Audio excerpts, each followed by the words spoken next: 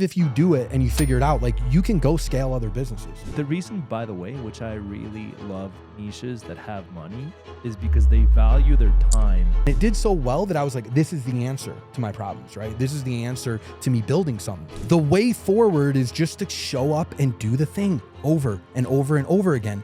Agency is my favorite business models for beginners because it really forces you to level up. We got Gil Valerio in the house, $500K a month, agency owner. When I first met you, you were at like $3,000 or $4,000 a month with like one client, two clients? No, it was more than that because they were paying me like $500 each. So, oh wow, yeah, it was probably 6 to 8 clients. Yeah, something like that. Wow, because I didn't know. I had no understanding of like billing model or any of that. Hey, just to make sure, I don't want to keep looking at you, so I make sure I'm looking at the cameras. No, you want to just like a conversation. Cool. But you also don't have to be like this, you know? Like, yeah. Yeah, I just feel weird because you're like having a conversation with someone. Like, I just want to like look and talk to you, but no, don't worry about the cameras. By the way, hey, editors, keep that shit in the podcast.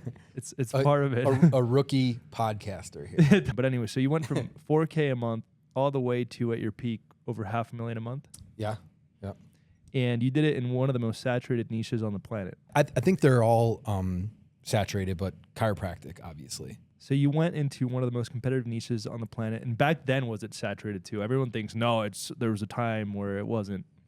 Yeah, I mean, your old agency had a lot of clients in chiropractic, so I feel like it was. I feel like there was a lot of competition then. I saw, still to this day, I see more and more ads in chiropractic for marketing, but even back then, I remember my news feed. As soon as I started like seeking out some of my competitors, my Facebook news feed was just filled. And this was 2 years ago? End of 2020, so 3 years ago.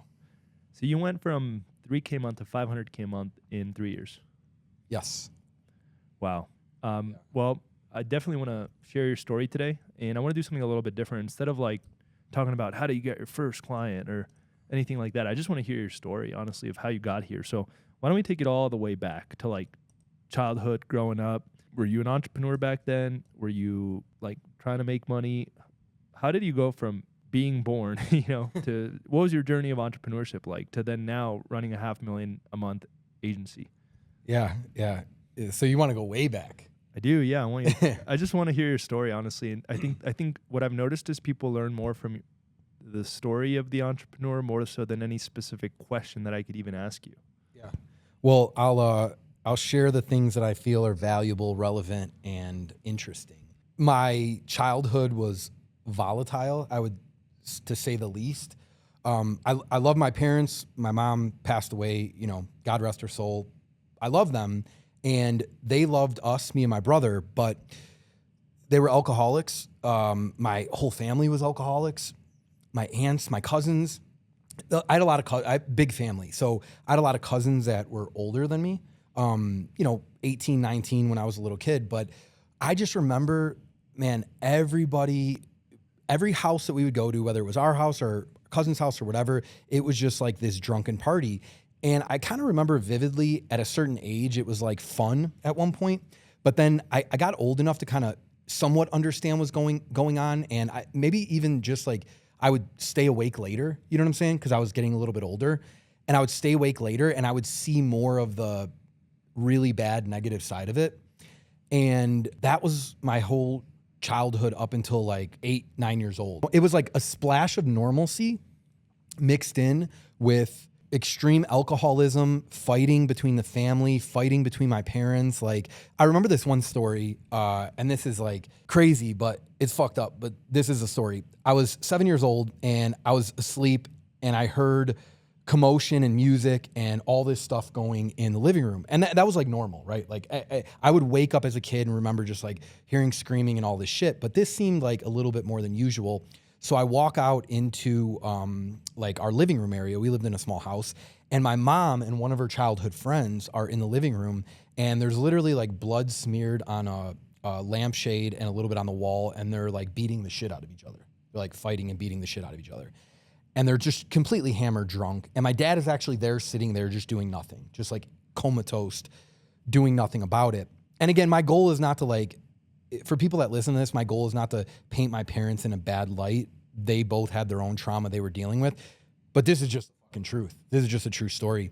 And I walk out and they're just beating the shit out of each other, ripping each other's hair out. And I remember being this young 7-year-old kid. And at that age, I felt like I had the responsibility to break up that fight. So I like got in the middle, was like pushing them away. And even at that age, I remember thinking like, they're going to realize I'm such a young kid in the middle of this, and they're going to stop, like, because they don't want me to get hurt or something. And they didn't. They were so out of their mind that they didn't. And I got like knocked around a little bit, and finally they stopped. And that was just one of many, many occasions when shit like that happened. But I think when you deal with things like that regularly, and my brother kind of got sheltered a little bit more than me from it, not completely, but he got sheltered more. And I think when you deal with that and you see that at a young age, it forces you to mature and grow up quicker than you should have, you know, or you want to. So I just remember being really young, worrying about things that I shouldn't have worried about. Like, are my parents going to hurt each other? Are they going to hurt themselves? Are, you know, we going to get evicted from this house? Do we have enough money to live and to survive? And extremely young, thinking and worrying about those things. And it carried with me into adulthood. You know, even to this day, like, I'm grateful. I'm, you know, what I would consider well off financially. I have a fantastic family, beautiful kids. And I still like wake up with anxiety and think like, oh shit, everything is not the way that it should be. You know, I got to do this, or I got to make sure this doesn't happen. So it's like, even though the situation has changed, it's hard to like throw that away completely and be like, all right, everything's good now. Stop. You could sleep good and not worry about it. So yeah, that's. Wow. So, I mean, that must have shaped a lot of who you are today, and also who you are as an entrepreneur. Yeah. So you grew up in a really tough environment, it sounds like. Yeah. And again, I think with any sort of trauma, we're not saying like your parents didn't love you or didn't care, but it still is what it is. Yeah. And a tough upbringing is relative, man. I mean, I had friends, parents get killed, you know, like I was reading a story about Stephen Colbert the other day. Do you know his story? You heard what happened to him? You know who he is, right? Like, when he was 10 years old, his father and 2 brothers died in a plane crash, and then it was just him and his mom. So like, I've dealt with some shit. That's a horrific situation. So I think everything is relative. We all have our own trauma. We all go through things. But yeah, there was things that were hard, man. And you know, one of the big things that impacted me was my dad going to jail. I think I was 8 or 9 years old when he got indicted by the FBI. And another funny story, we were living in a townhome in Naperville or Aurora, Illinois. And I remember, and this happened frequently, like the FBI would kick in our door, like literally kick in our front door and come barging in. And so this happened just growing up.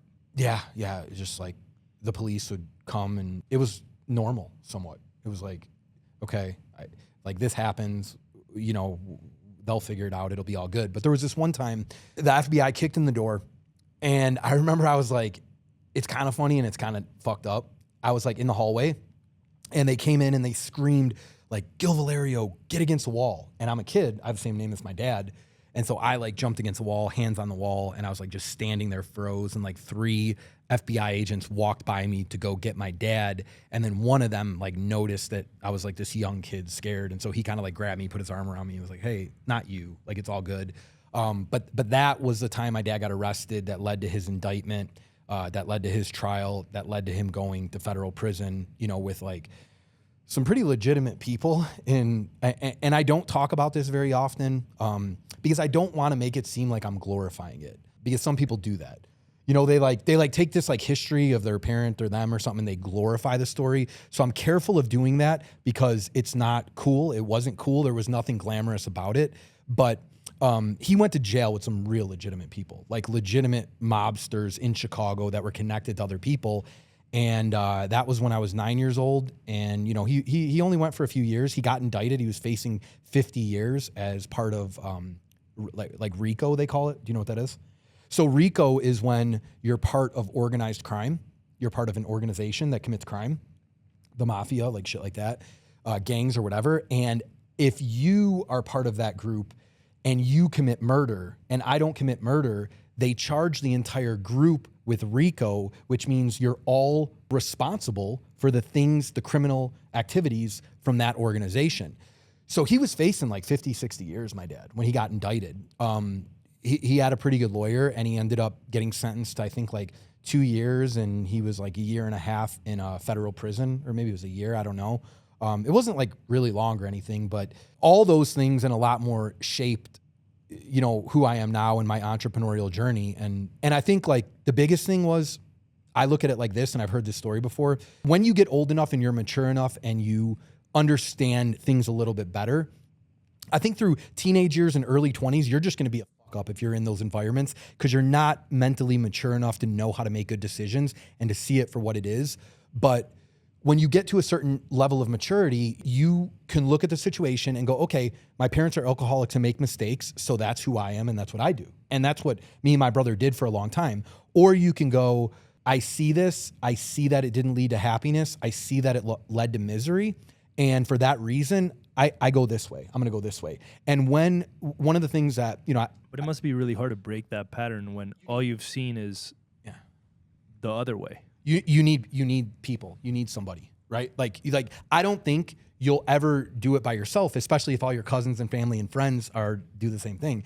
So my wife is like the reason. You know, I met her family, and I was like, oh, holy shit, they operate way differently. Like they're not like drunk and swearing at each other and hurting each other, and whether it physically or mentally or whatever. And like, they would hold me accountable too. Like my wife early on in our relationship, and even her parents, in the most understanding, kind way, would hold me accountable to my actions, right? Like another crazy story, I kicked in-laws' door in their multi-million-dollar house. Like when me and my wife were dating, just like some drunk shit, you know? And again, behaviors that I learned growing up.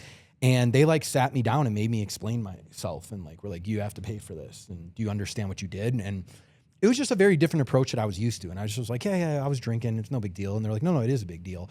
But that was just one thing. So I think with maturity, with age, and with just even one right person in your life, like you will have a window of opportunity that opens up that allows you to go, okay, I see all this. I see what they did, and I learned from it. But I'm going to learn and not mimic the behavior. I'm going to actually do the exact opposite.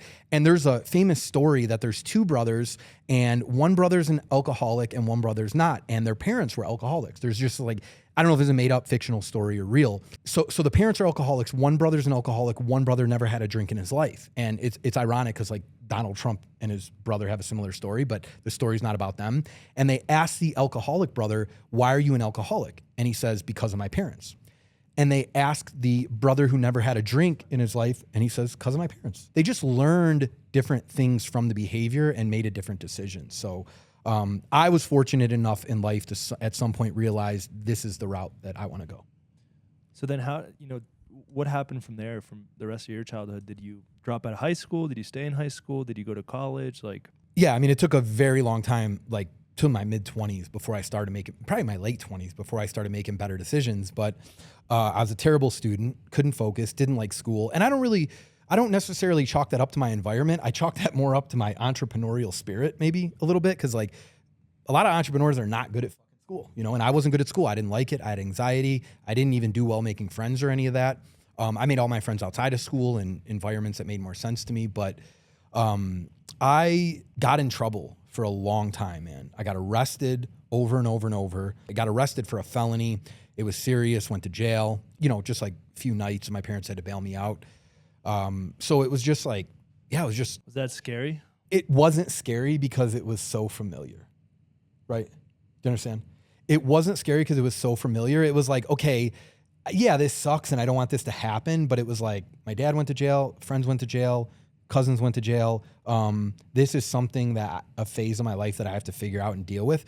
So like that was part of my brain, but then there was still logic there that was like, yeah, this is scary. I don't want to spend time in prison. I don't want freedoms taken away from me. But man, I think, yeah, when people, it's like, how could somebody ever kill somebody or do these horrible things to people? And I think a lot of it is just like, they're so exposed to that type of environment, they become numb to the behaviors, right? It's like, maybe there's psychopaths out there, but then there's other people that are just exposed so much over and over and over that they become numb to it. So they can hurt people. They can hurt people they love. They can do things that to a normal person would be like, isn't that scary? Isn't that fucked up? Why would you make those decisions? But like selling drugs, like getting arrested, like doing horrible things that I don't want to talk about, but just things like that I reflect back on now that make me sick thinking about them. At the time, it was just like, this is just life. This is what you do. So then you got through high school, and then what?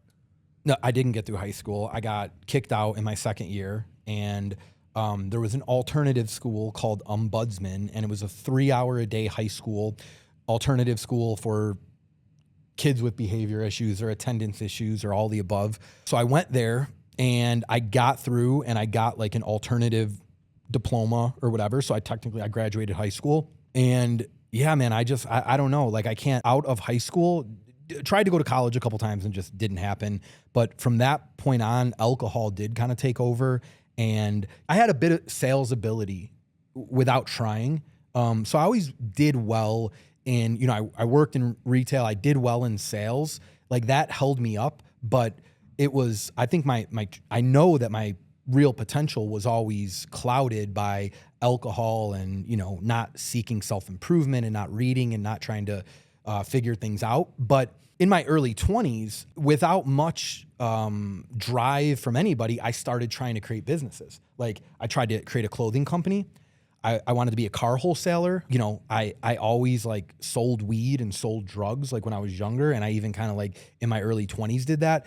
And I think like drug dealers are just entrepreneurs in the wrong vehicle, you know? Like you have to have some entrepreneurial skill to be a drug dealer and to be a successful drug dealer. Like you have to have balls, you have to understand sales and marketing and operations and client communication. Like you have to understand all those things. If successful drug dealers just applied what they do to, you know, agencies or other business models, they probably would do really well, you know?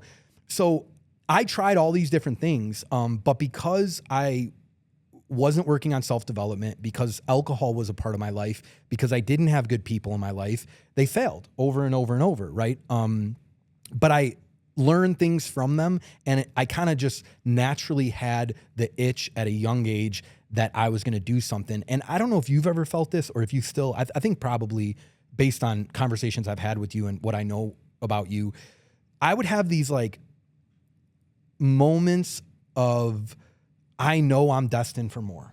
I know I'm capable of more. I know I'm going to do something big, but it was like small windows. And then, you know, you drink on the weekend, you get smashed and you're, you know, not yourself until Wednesday. You think you are, but your mind is clouded. You know, your negativity comes with that, negative environments, people you're around, all of these other things are just like pushing that down. But there would be moments when I couldn't stop it from peaking out. That I know I'm destined for more. I know I can do more. I know that I'm going to do something big. It literally wasn't until I was able to wipe all that away to get some real clarity that I created like my first real business, which was my gyms, right? And also like my in-laws supported me in that endeavor. So I was still working my full-time job. When I built my first gym, I put a lot of money into it. I worked my ass off. How old were you at this point?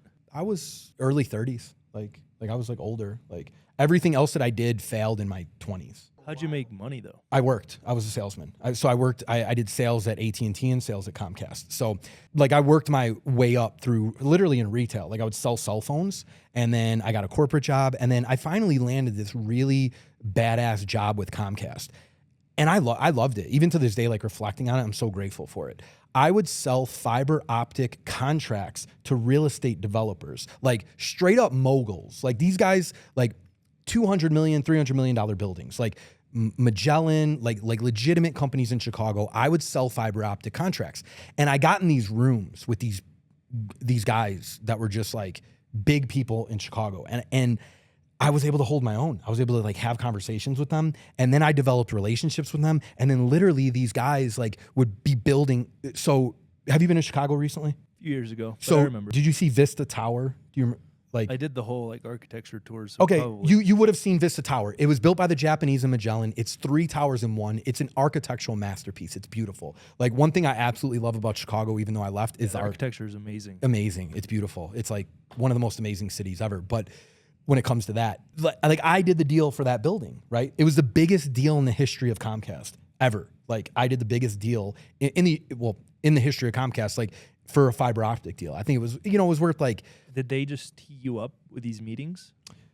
Do you have to prospect yourself? How does that work? Yeah. We would get like a prospect list based on, I can't remember what they called them, but they were like permits, Chicago building permits. So Comcast would pay all this money to pull the permits to see what was coming in the next 2 years so that we would start forming the relationships, understanding that these buildings are going to be built. So these are residential high-rises, apartments, condos too.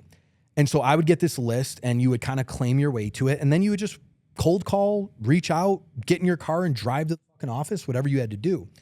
And in the beginning, I did that. I hustled my ass off, man. I worked like a maniac. I would go to the office in the morning. I would get my stuff. I would go out. I would sit in front of the computer. I would call, email, whatever it took. But after a few years, what happened was I started to form relationships with these guys. And I was making more money working less hard because like Magellan, when they built Vista Tower, they called me up and they're like, hey, we need a quote on Vista. We're building it. Like, they would just call me up and be like, we're building the next building.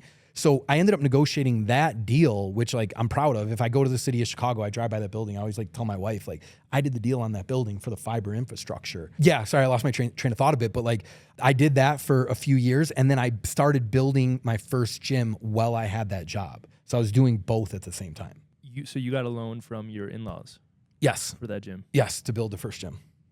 What did it take to go? Like, did you have to go into the red, like 6 figures? How much does a gym cost to start? Yeah, 6 figure. Yeah, like deep 6 figures between them and the bank because you have to build out. So when you're negotiating. By the way, can I actually cut you off? I think this is such a powerful story of SMMA because it's like the most real story. Like, I think a lot of people on the internet just see like 12-year-old hits 10K a month, 15-year-old hits 100K a month. You see all these crazy stories and it's like by the time you started your agency, you had a lot more experience. You were older. You had, I think, at least some savings. Yeah.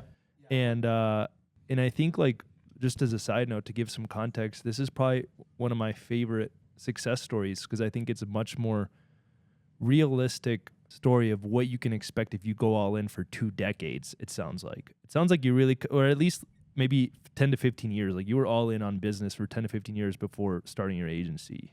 Yeah. Everybody, I got the question when we were in Miami, like after I got off stage and people were walking up, they're like, 3 years, 500K, bro, like what's the secret? And I'm like, it's cliche, but it's like, I put in, like, the foundation was there. Like, 3 years of agency, but 10 to 15 years of business experience. Business, sales, relationships, human psychology, failure, persistence, resilience, everything that you need to be an entrepreneur and a CEO, it was all there. I didn't even know that it was all there. But as soon as I got in a better vehicle, in a better business model that I loved, by the way. Like, I love the agency model. I loved marketing. I loved the TAM. I loved everything about it. I didn't, like, if I never came across you, I wouldn't have even known, like it was like you and Hermosi that I stumbled across that like sparked the idea. So I love the business model as well, but I had all those things and it's corny and cliche, but I made a decision when I cut you the $10,000 check for Agency Lab and I cut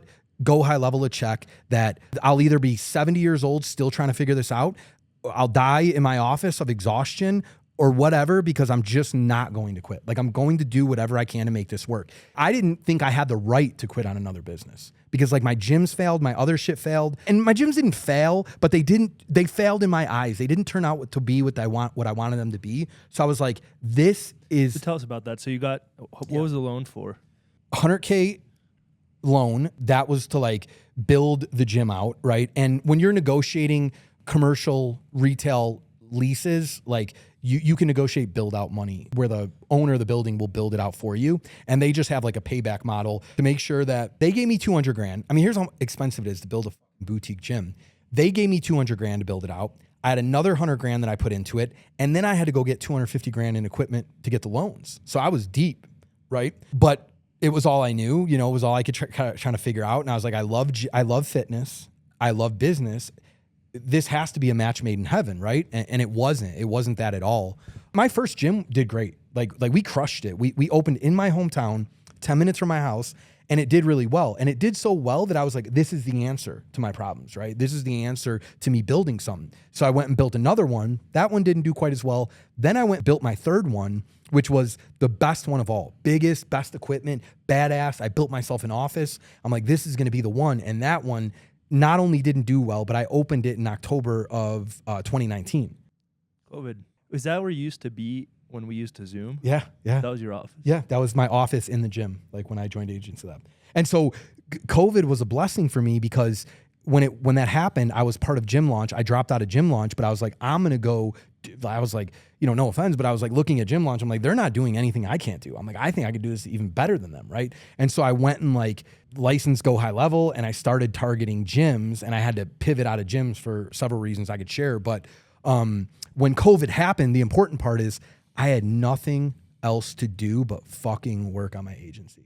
For 3 months, my gyms were shut down. Like I had nothing else going on. So it was just like. Why do you think the second gym failed out of total curiosity? I know that's a pivot, but. Two things. One, the first gym, I was there, my wife was there, she managed it. We were there all the time. It was like we truly injected ourselves and our personality. When we built the second one, it was like 45 minutes, an hour away. We weren't there as often, so we didn't have the ability. We had to hire a manager. But the main reason, honestly, is market, man. It's the success of brick and mortar fitness centers is so reliant upon market and competition. So I think it was just the markets weren't as good as the first one.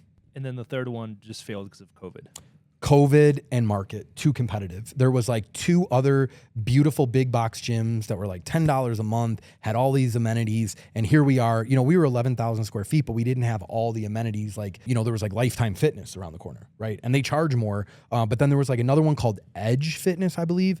They big amenities, badass gym. And like, we're over here trying to charge $40. I know Edge Fitness. Yeah. Okay. So there was like, they opened up an Edge. So you combine that with COVID, man, it's just not a good business model in my opinion, gyms. Like there's so many challenges with it. And I realized that shortly after, even before COVID, when I opened my third one. And at that point I was scared because I was like, shit, how do I get out of this? You know? Were you still in debt at that point? Yeah. I was able to pay the monthly payment on all the debt with the income from the gym. And there was even money left over. Like I was making money, but for the amount of hours and energy that I was putting into it, it wasn't worth it at all. And then at this point, what made you even start an agency? Because I joined Gym Launch and I was using them and I was like, okay, I could number one, do this for myself. I liked it. I enjoyed what I learned. I joined Agency Lab to leverage stuff for my gym, but what I realized is I actually liked the stuff that they were doing. I liked online marketing. I liked digital marketing. So I was like, well, I could save the money and do this for myself. So that's what I'm going to do. So that's what I did. I went and got Go High Level. I learned all the shit myself. And I'm like, I'm just going to build out my own marketing machine for my gyms. And then I did that and it worked. Like we were like starting to make some money, driving lead, and I wasn't paying an agency. Like I was making money and I enjoyed it too. Like any gym owner that listens to this, like don't do that. Just go hire an agency. It's stupid to do it yourself. But I enjoyed it and I was learning a lot. So curious why you said that. Because it's just like your time and energy is better. It's also not that hard. Like, yeah, it is. It's really hard. It's really like, think about how many moving parts there are in an agency.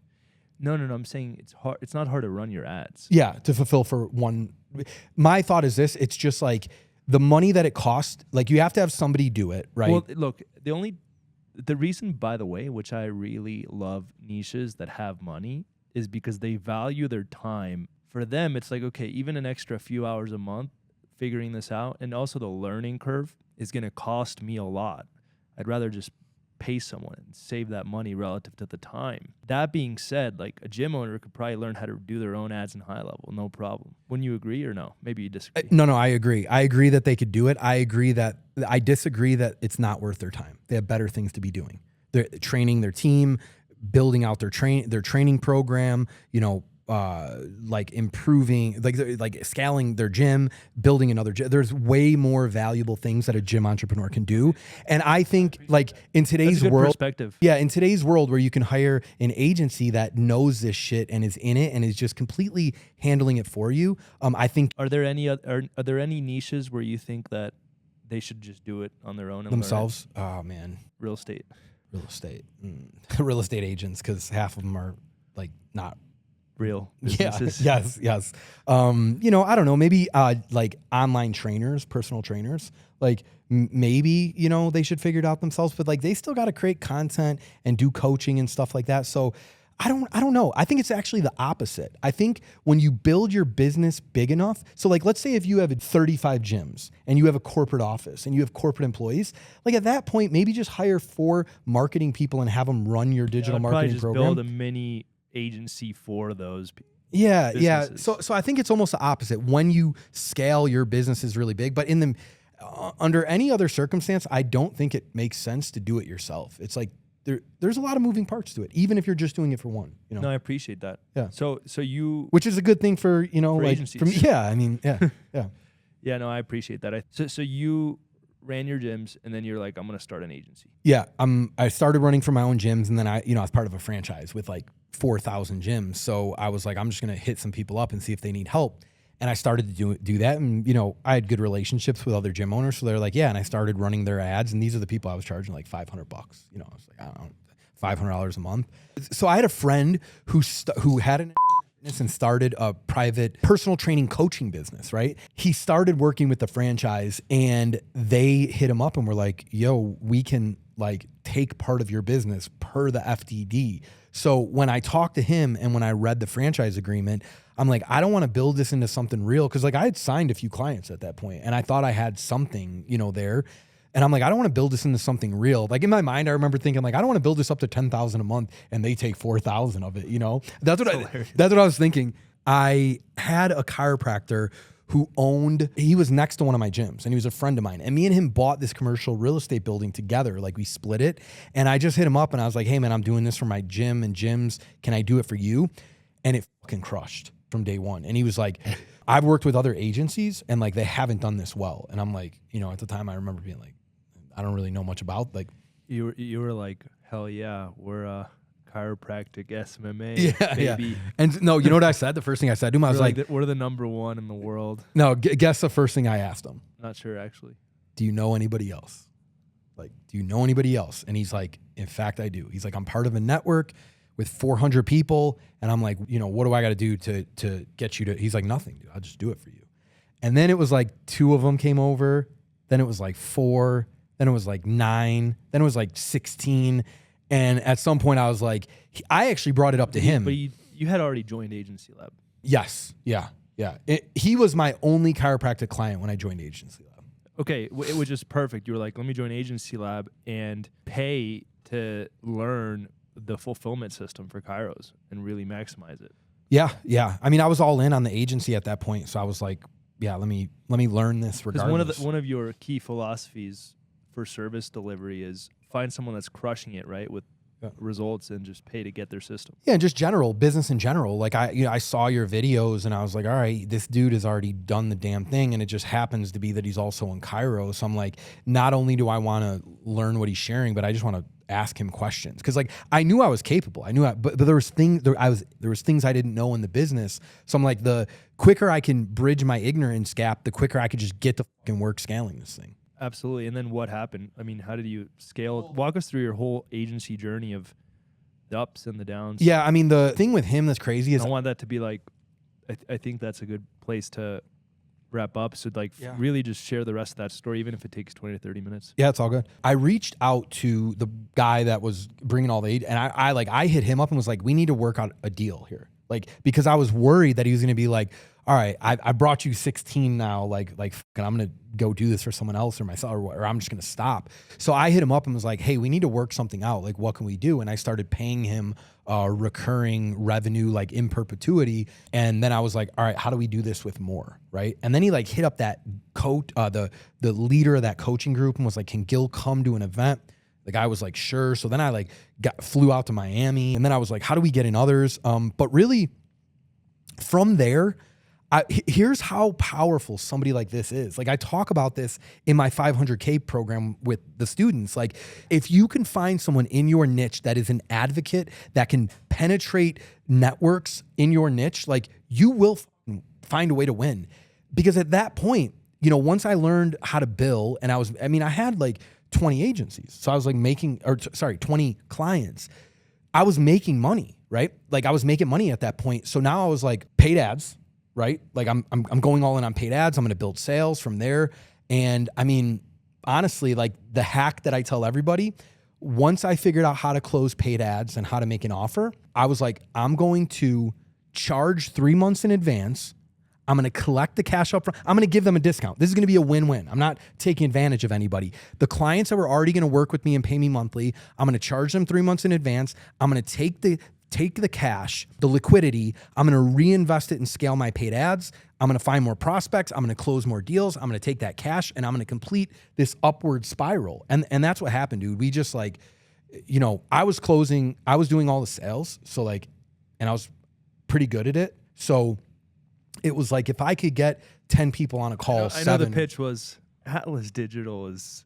I know the founder. He doesn't even care, bro. Like you want to work with that guy? Like, no, like, man. dude, I know him. You're like, this guy doesn't even show up to his agency. I'm here. I'm talking to you right now. I actually have a rule: never ever down talk your competitors. It only discredits you. It literally. So like, I would do something like this if Atlas Digital or if they brought him, I'd be like, hey, you know, I actually know them. They're good and the founder is good and they're good at what they do. But there are some unique things that we do, which was my way of saying like we're better than them. But you do it in a. You know what's funny though? You do it in the highest regard and I cared more about Agency Lab than Atlas Digital. Bro, you told me. So I said, yo, use it. Tell them I suck. I remember telling you on a coaching call, like, use it against me. Be like, Atlas Digital is great, but they're more of a cookie cutter type of agency. I'm like, use that in your pitch. I remember telling you that. Yeah. No, you fully supported me from day one. Like, cause you would give the agency model, but I was like, hey, tell me these specifics about the Cairo age. Like, how did you position this? Or even like fulfillment. And like, nah, you were great, man. You shared everything with me. So I appreciate it. Yeah, no problem. I wanted you to win. And I knew it was coming anyways. You were crushing it. So yeah, you ended up scaling and scaling and scaling. And then what? How did you get to 500K a month? I mean, the biggest lever that we were pulled there challenges along the way? No, it was just all completely easy. Money pouring in. It was like, you know, your business manager never shut down. No problems at all, man. Like the stories about that shit. I remember 2 a.m. one night, I woke up and looked at the notifications on my phone. It's like all your business managers are disabled, you know? And we had about 60 clients at that time. And I shook my wife and I'm like, I'm going to my office. And she's like, it's 2 a.m. Are you insane? I'm like, no, I have to go now. And I got there and I was there for 30 minutes and like all of a sudden, no. I never figured it out that night. I tried. I was there for a couple hours. I went home and was like, all right, I got to sleep. And I woke up in the morning and they were all like re-enabled or whatever. But so many challenges. This is what I really appreciate about, and it's not to say that gym owners are not, it's not to say that chiropractors are not, I'm not knocking any other business vertical when I say this, but if you build an agency that's actually successful, that's doing revenue, that has teams, that has leaders, like you are a true entrepreneur.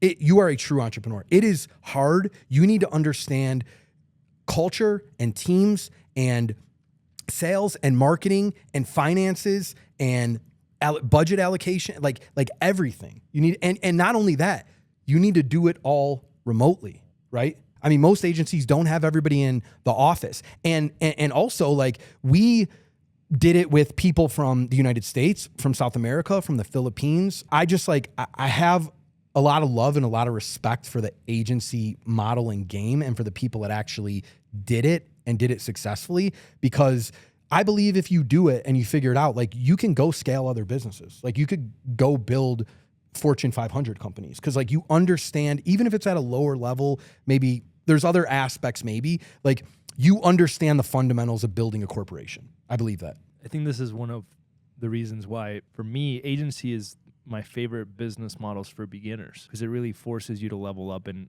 many areas. Yeah, even if you fail, if you stick it out, like you're gonna win. Like you're gonna win in what you obtain in skill set and experience. I believe that wholeheartedly. And if you stick with it, it is a good business model. There's challenges in every business model, but when you're operating a gym, your TAM is in a 3-mile radius. You know what I'm saying? Like you could sell your service or your product to people in 3 miles. Like you could sell to anywhere in the world as an agency. You know, you could sell, like we had clients in Mexico, we had clients in Canada, thought about Australia. There were some challenges with like communication and customer support from the time difference.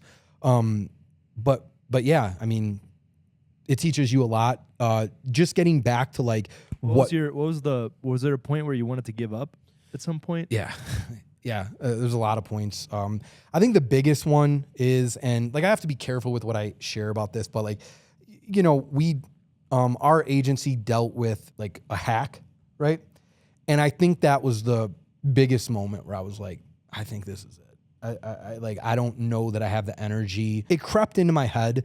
But this is why like personal development, and, you know, we talked about it a little bit today on the call. This is why your discipline, consistency, personal development, like your habits, good habits are so important, because it crept in my head, but the next morning I knew nothing else but to get up, to go to the gym, to go to my office, to try. And then the next day I get up, I go to the gym, I go to my office, I try. And then like eventually you come out of that. And that's like any challenge in business or any bottleneck. I believe if you do those things and you do them consistently and you do them long enough, which is just like, all that means is not quitting. That's all I'm saying, right? Just like show up, try, show up, try. But if you're not disciplined, and if you're weak-minded, and if you haven't been fucking tested a little bit or anything like that, and you don't have the resilience and you just dive in, like you just tap out, right? Like I saw somebody, I won't call them out, but I saw somebody doing 70 grand in your community that dealt with the same thing I dealt with. They got hacked and they quit. They canceled all their clients, shut it down. I mean, how many times have you come across people that have built up to $30,000, $40,000, $50,000 a month and they tap out because they don't have the mental strength and resilience to get through it? And I'm not knocking those people, man, but it's like you have to develop that with good habits. I force myself to read. I force myself to listen to audiobooks when I don't want to. I do cold plunges and all this crazy shit because it's like forcing myself to do things I don't want to do. So when the shit inevitably hits the fan like a hack, then you just go, okay, I don't want to do this, but this is what we do. We get up, we go, we try. We get up, we go, we try. And you will come out the other end at some point. I told you a little bit about my life, man, and that was just the tip of the iceberg. I went through horrible, hard things in life. And as I got older and I really started trying, I would ask God, why am I going through all this? Like, how long is this going to last? Like, when am I going to come through the other end where life is just sunshine and rainbows and fucking easy? Like, when is it going to get easier? And I mentioned Stephen Colbert earlier, and I told you what happened to his family. And I'm going to try to say this. I get choked up sometimes when I'm saying this quote, but he was interviewed and he said he has a quote where he says, what punishments from God are not gifts? And he says, to exist is a gift, and existence comes with suffering, right? And that is what it all boils down to, man. You have to be willing to suffer if you want to get what you want. In business, in life, in whatever the fuck. If you're an agency owner and you're trying to scale, you are inevitably going to suffer. You are going to go through hard times where you want to quit and you want to stop and you just want to throw the book, right? And it's like the way forward is just to show up and do the thing over and over and over again. And the beautiful part about that is that when you get through it, if you can get through it, you have something to be proud of. You have learned a new skill. You are more resilient and you are better because of it. You're building the skill and the muscle of resilience, and that we don't fucking quit, we go through it. And if you quit, you're building the muscle of quitting. I feel like this is the podcast where I've talked the least ever, because you're very powerful, man. You have a lot of power. I'm just letting you share as much as possible. Anything else that you want to share? A tactical, I feel like that was a good place to end on where I just ended, but I mean, as far as tactics, I had an idea, by the way. Yeah. We did earlier today, we did a 1-hour coaching call inside of our community. It was all strictly tactical Q&A. How do you land franchise clients? How do you set up how many closers took you to 500K a month? How do you build a good agency brand? How do you get really good at service delivery? Who do you hire on your team to make sure your clients are getting great results? Like all these questions we went over today. And for anyone watching, we'll link that in the comments. We'll give it away for free. It's an exclusive call from our community. If you're down, we could just share that. It was all tactics, all like how do you get better at sales? Yeah, land large partners. We talked about. How do you land franchises? How do you go out and get your first client, even if you're starting out with zero experience? We talked about a lot of good stuff, so we'll give that away. Yeah, I do think if there's one thing I could add to that. Yeah, please. I just wanted to throw that as a gift for anyone that made it all the way this far. Yeah, that's an awesome thing that you're doing. But I'll say this, and well, I guess people could just click on it. So it's not for the people that made it this far, but because if you made it this far, then we're giving it away because they wouldn't know, right? So but I think this is important, and especially for maybe some of the people that tune into you, Joel, right? Everybody wants the hack to fucking make money and to do this and to sell and to close deals, and those things exist. But I'll say this with as much conviction as I possibly can say it. What I just shared about resilience and not quitting and being able to march forward, that person will crush the tactical, strategic hack every single fucking time. There are agencies out there that are better at sales, better at fulfillment, better at all these tactical things than me, and I beat them because of the person I am, not because of the strategies I implemented. It doesn't mean that you should throw those things away. Those things are great. You should learn them. But until you become the person that can actually do the thing that you need to do and get through, like, you're not going to win. You're not going to win, right? That might be a bold statement for some, but if you're going to buy the information and buy the course and whatever it is, and I'm just speaking hypothetically, I'm not talking about you or anything. I'm just saying, if you're going to go out and pay someone to learn the things, which I encourage you to do, that is the hack, right? Someone who's already done it. You have to start becoming the person that's capable of scaling a business and becoming a better human, or you won't win no matter how much shit you buy and how much stuff someone gives you. Yeah, this was awesome. You did a fantastic job, and I think that you have a lot to share with the world. And it's funny because earlier you were asking me how about content. I invited Gil to fly out to mastermind a little bit, do a podcast, talk about content, and I was like, you should share your story more. I don't know, this is what I meant. This is exactly what I meant. Yeah. Like this podcast, I think also in a non-scripted way. Like it just, when you talk, it's real. Yeah. So.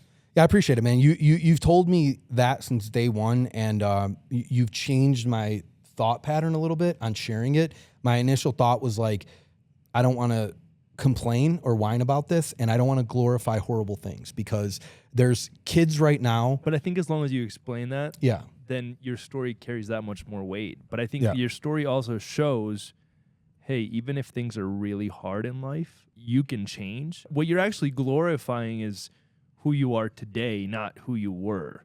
That's what I think you're glorifying, which is the right thing to glorify. Yeah, some people that I see out there on social media tell these type of stories because it gets viral. Fucking views, and I just don't want to do that, because if there is a younger person out there that comes across it that is dealing with these things, like I just don't want them to feel, maybe it's the opposite of the way that I'm thinking about it. I don't want them to feel hopeless or whatever. No, I think if anything, you'll give them hope that. Yeah. I think it makes your message of resilience that much more powerful. My problem is immediately being defensive. Like our natural intuition is to defend ourselves when our character is attacked. I think that's normal. Like even I think even when you brought it up to me, I was like defending at first, but like that's just a natural immediate reaction. I got the feeling you were trying to help me understand things. Like you were, and again, I'm not going to get into details, but you were just explaining like this is why some of these things appear like this. And I also heard that and was like, this makes sense. Like so it's not as one-sided as it seems. But that is a good conversation for both sides. You know what I'm saying? Like for sure. Yeah. Well, guys, thank you for tuning in. Gil, much love, man. I appreciate you. That's pretty much it. Peace out. Peace. Go hit 500K.